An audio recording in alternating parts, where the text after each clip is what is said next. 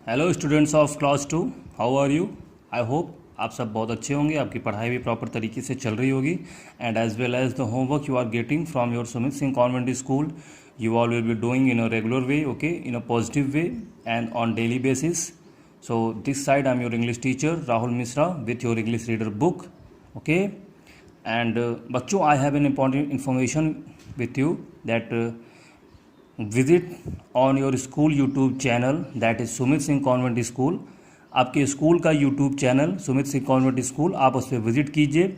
आपको आपके सब्जेक्ट से रिलेटेड सारे सिलेबस स्टडी मटेरियल्स आपको वहाँ पे मिलेंगे। जैसा आपको स्कूल में पढ़ाया जाता है सेम एज़ आपको वहाँ पे भी मिलेगा। सारे सब्जेक्ट प्रॉपर वे में आपको मिलेंगे, ओके।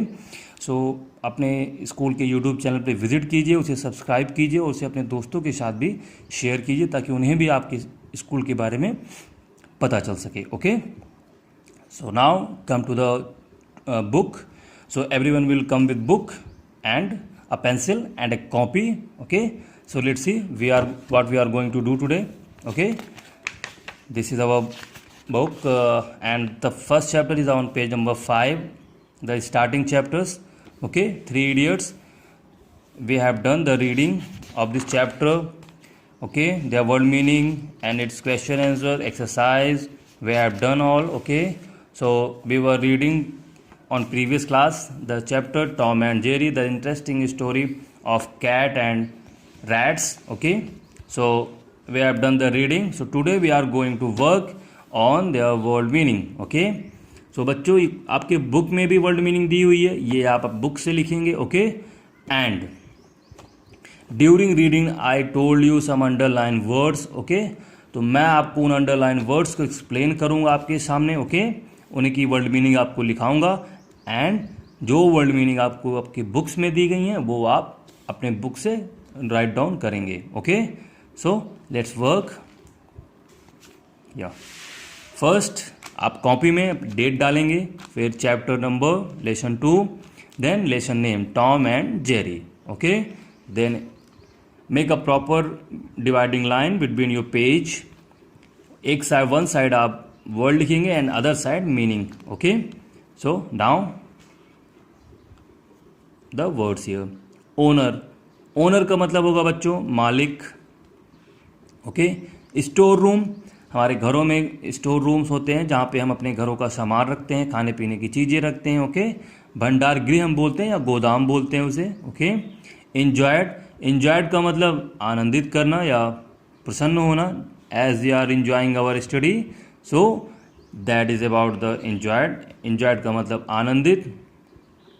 डिस्ट्रॉयड, डिस्ट्रॉयड का मतलब बर्बाद करना या तबाह कर देना। ट्रबल, ट्रबल का मतलब परेशान। कीपिंग, कीपिंग का मतलब होगा रखने के लिए, ओके. ब्रॉड, ब्रॉड का मतलब लाना। डेंजरस, डेंजरस का मतलब खतरनाक, ओके. अदरवाइज, अदरवाइज का मतलब होगा नहीं तो या फिर। अफ्रेड, अफ्रेड का मतलब डर। हिड या हाइड, हिड भी या हाइड दोनों का मतलब छुपना या छुपाना होता है, ओके. मीटिंग, मीटिंग का मतलब सभा। लीव्स, लीव्स का मतलब छोड़ना, okay. I have some other words या लाइक इंटेलिजेंट, इंटेलिजेंट का मतलब होगा बुद्धिमान, like you, okay. Then silently, silently का मतलब चुपके से या धीरे से, ओके. सजेशन, सजेशन का मतलब होगा बच्चों सुझाव, ओके. फर्दर, फर्दर का मतलब आगे।